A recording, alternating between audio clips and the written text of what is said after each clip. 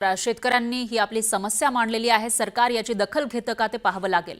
त्याचबरोबर राज्यभरामध्ये अनेक ठिकाणी पाऊस हल्ला आहे, त्याच्या बातम्या आपण बघूयात वेगवान स्वरूपात।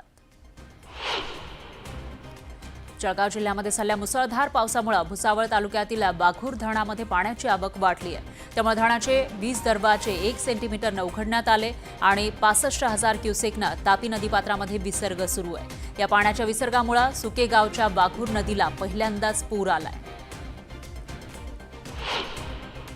जळगावच्या पाचोरा तालुक्यामध्ये ढगफुटीसारखा पाऊस झाला। पावसामुळे बाडी शेबाळे गावामध्ये इंद्रायणी नदीवरील पुलाचा भराव पाण्यात वाहून गेला।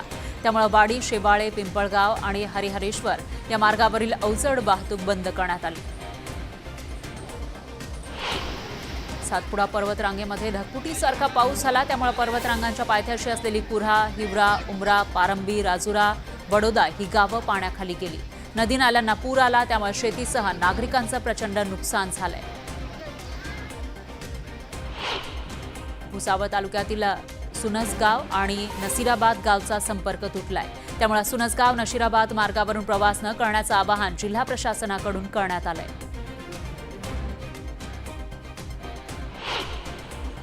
जळगावच्या पाचोरा तालुक्यातील शिंदाळ, राजुरीसह अनेक गावांमध्ये पुराचं पाणी शिरलं। गावातील घरं पाण्याखाली गेली, त्यामुळे ग्रामस्थांना घराच्या छतावर उभं राहून रात्र काढावी लागली। सातपुडा पर्वतरांगेमध्ये झालेल्या पावसामुळे गौरक्ष गंगा नदीला पूर आला। या पुराच्या पाण्यातून जळगावच्या काकोडा गावातील 25 वर्षीय तरुण किरण सावळे वाहून गेला। अजिंठा पर्वतरांगांमध्ये ढगफुटीसारखा पाऊस झाला। त्यामुळे जळगाव जिल्ह्यातील 3 तालुक्यात पूरस्थिती निर्माण झाली। दरम्यान जिल्हा प्रशासनाकडून तातडीनं पंचनाम्याची प्रक्रिया सुरू आहे। नागरिकांनी कुठल्याही धोकादायक इमारतींमध्ये थांबू नये असं आवाहन करण्यात आलंय। लातूर शहर आणि परिसरामध्ये मुसळधार पाऊस झाला। पावसामुळे नदी नाले दुथडी भरून वाहत आहेत। दरम्यान मांजरा, ताबरजा, रेवणा या प्रकल्पातून मोठ्या प्रमाणामध्ये विसर्ग सुरू आहे। त्यामुळे नदीकाठच्या गावांना सतर्कतेचा इशारा देण्यात आलाय। तर पुण्यात झालेल्या मुसळधार पावसामुळे मार्केट यार्ड परिसरातील रस्त्यांवर पाणी साचलं। त्यामुळे वाहन चालकांसह नागरिकांची मोठी तारांबळ उडाली।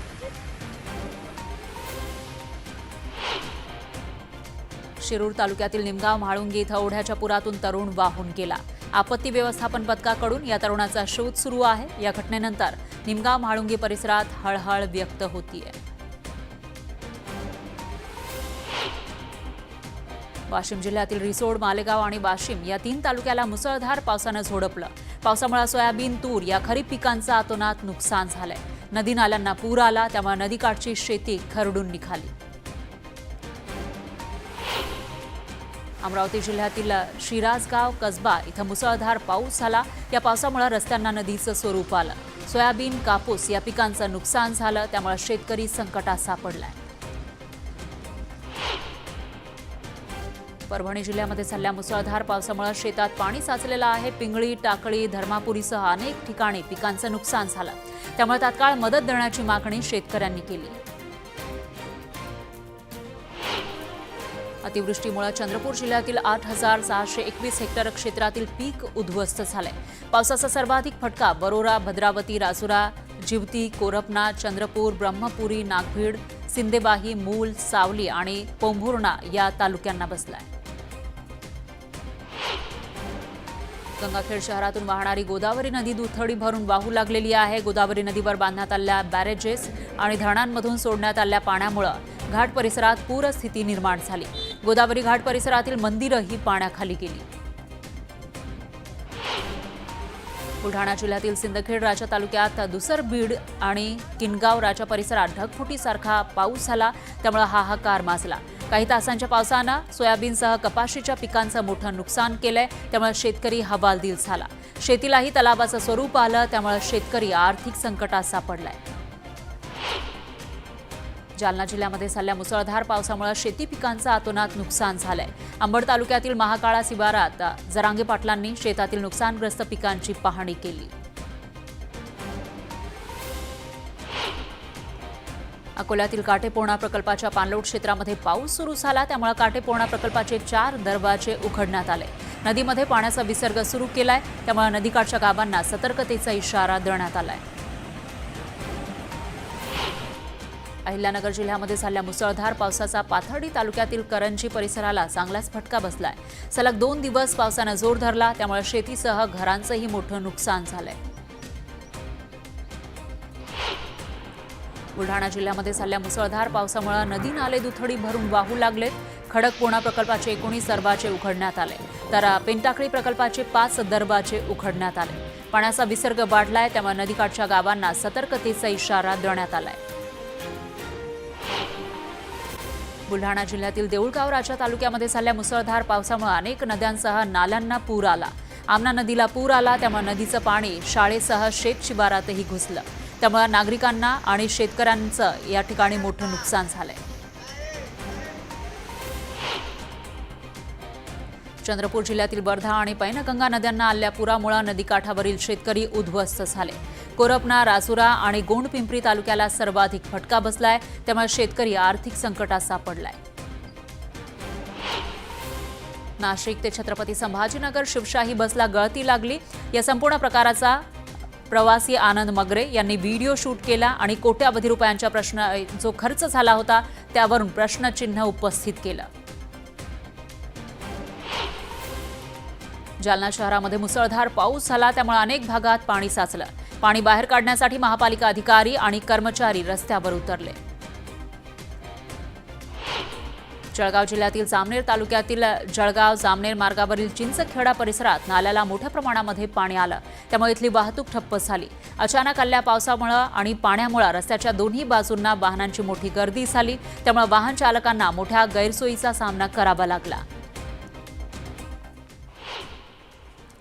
यानंतर एक ब्रेकिंग न्यूज आहे. ज्ञानराधा पतसंस्था आर्थिक गैरव्यवहार प्रकरणामध्ये तिरुमला कुटे ग्रुपच्या मॅनेजमेंट डायरेक्टर अटकेत असल्याची माहिती समोर येते.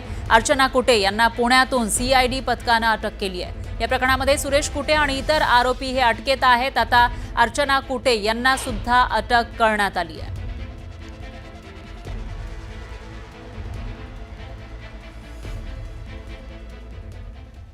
यानंतर थांबूयात एका छोट्याशा ब्रेकसाठी.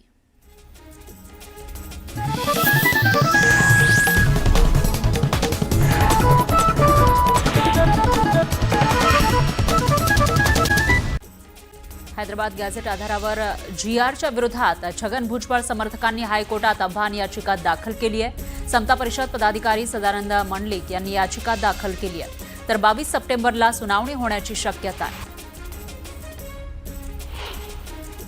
मोनोरेल काही काळासाठी बंद केली जाणार आहे. मोनोरेल नवीन तंत्रज्ञान आत्मसात करणार आहे, त्यासाठी मोनोरेल काही काळ बंद ठेवली जाणार आहे. गेल्या 2 महिन्यांमध्ये मोनोरेल 2दा बंद पडली होती, त्यामुळे प्रवाशांच्या सुरक्षिततेसाठी नवीन तंत्रज्ञान अंतर्भूत केलं जाणार आहे. अखेर तुळजाई कला केंद्राचा परवाना रद्द होणार आहे. धाराशिवमधील उपसरपंच गोविंद बर्गे आत्महत्या प्रकरणात केंद्रबिंदू ठरलेल्या कला केंद्राचा परवाना रद्द करण्याचा अहवाल वाशी पोलिसांनी जिल्हाधिकाऱ्यांकडे दिलाय. करवीर निवासिनी कोल्हापूरच्या अंबाबाई देवीचं दर्शन उद्या बंद राहणार आहे. नवरात्रीनिमित्त मुख्य गाभाऱ्याच्या स्वच्छतेचं काम सुरू आहे, त्यामुळे सकाळी दरम्यान सरस्वती मंदिराशेजारील उत्सव मूर्तीचं दर्शन घेण्याचं आवाहन भाविकांना करण्यात आलंय. नवरात्रीनिमित्त विठ्ठल रुक्मिणी मातेच्या सोन्याच्या दागिन्यांची डागडुजी सुरू आहे. शिवकालीन, पेशवेकालीन, शिंदे आणि होळकर यांच्या काळातील सुमारे 400 ते 600 वर्षांपूर्वीचे पुरातन दागिन्यांची पुन्हा घडणावळ सुरू आहे. राज्य मंत्रिमंडळाच्या बैठकीमध्ये अनेक महत्त्वाचे निर्णय झाले. Animation, gaming, comics, extended reality धोरण जाहीर करण्यात आलं आहे. तर अकोल्यामधील निळकंठ सहकारी सूतगिरणीला अर्थसहाय्य तसंच मागासवर्गीय शासकीय वसतिगृह विद्यार्थी निर्वाह भत्ता दुप्पट करण्याचा निर्णय सुद्धा या बैठकीत घेण्यात आला. पंतप्रधान मोदींचा वाढदिवस हा लोकशाहीसाठी काळा दिवस असल्याचं म्हणत प्रणिती शिंदेंनी मोदींवर निशाणा साधला. देशामध्ये अघोषित आणीबाणी आहे, मतांची चोरी होतीये, विरोधकांचा आवाज दाबणं सुरू आहे, असे प्रकार सुरू असल्याचं प्रणिती शिंदे म्हणाल्या. वर्धा जिल्ह्यातील जलजीवन मिशनच्या योजना रखडल्यात. यावरून जलजीवन मिशन बैठकीमध्ये आमदार सुमीर कुणावार सत्ताधाऱ्यांवर संतापले. कामं सुरू न करणाऱ्या कंत्राटदारांना काळ्या यादीत टाका, असे आदेश आमदार कुणावार यांनी दिले. भाजपचं देशभक्तीचं ढोंग उघडं पडलंय. हट्टापायी पाकिस्तानबरोबर सामना खेळावा लागला. यामुळे देशाच्या प्रतिमेचा चुराडा झाला. कणखर भूमिका दाखवायला हवी होती. एक सामना खेळलो नसतो तर आशिया कपमध्ये सहभागी झालो नसतो तर काय झालं असतं, असा सवाल उद्धव ठाकरेंनी विचारला. यानंतर एक ब्रेकिंग न्यूज आहे. महाराष्ट्रामध्ये ऑगस्ट आणि सप्टेंबरच्या अतिवृष्टीमुळे 30 जिल्ह्यांमध्ये मोठं नुकसान झाल्याची माहिती आहे. राज्यातील 17,85,714 हेक्टरवरील क्षेत्र अतिवृष्टीनं बाधित झाल्याची माहिती कृषी मंत्री दत्तात्रय भरणे यांनी दिली आहे. तर अतिवृष्टीमुळे महाराष्ट्रातील तब्बल 30 जिल्ह्यांमधील 195 तालुक्यांमध्ये मोठं नुकसान झालंय आणि या काळात झालेल्या पावसामुळे 654 महसूल मंडळांमधील खरीप पिकांचं मोठ्या प्रमाणावर नुकसान झालंय. तर ऑगस्ट आणि सप्टेंबर महिन्याच्या आत्ताच्या तारखेपर्यंत मोठ्या प्रमाणामध्ये अतिवृष्टी पाहायला मिळाली आहे राज्यातील काही जिल्ह्यांमध्ये आणि अशामध्ये जे नुकसान झालेलं आहे त्याची आकडेवारी आता समोर आलेली आहे. ऑगस्ट आणि सप्टेंबरमधील अतिवृष्टीमुळे पिकांचं नुकसान झालंय. 30 जिल्ह्यांना मोठा फटका बसला. आणखी एक ब्रेकिंग न्यूज आहे. शरद पवारांनी काँग्रेसचे नेते सुरेश कलमाडी यांची भेट घेतली आहे. दीनानाथ रुग्णालयामध्ये जाऊन कलमाडींच्या तब्येतीची विचारपूस शरद पवारांनी केल्याची माहिती आहे. सुरेश कलमाडी आजारी आहे तर रुग्णालयामध्ये त्यांच्यावर उपचार सुरू आहेत आणि अशा वेळेला शरद पवारांनी त्यांची भेट घेतलेली आहे. तर शरद पवारांनी कलमाडींशी जवळपास 20 मिनिटं चर्चा केली.